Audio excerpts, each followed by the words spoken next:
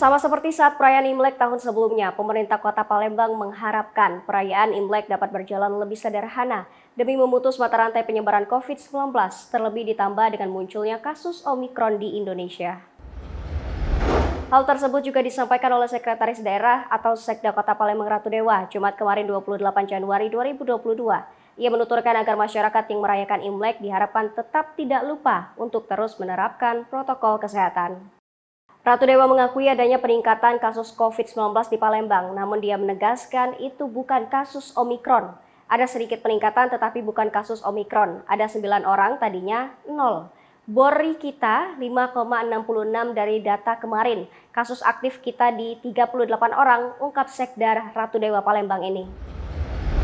Sehingga Ratu Dewa terus mengingatkan untuk jangan kendor dalam melaksanakan prokes dan melakukan vaksin. Menurutnya meski saat ini untuk vaksinasi anak-anak sendiri, angkanya telah mencapai angka 51%, namun masyarakat tidak boleh lengah, tetap fokus menjalankan protokol kesehatan dan bagi yang belum vaksinasi segera mendatangi pusat kesehatan terdekat untuk disuntik vaksin COVID-19.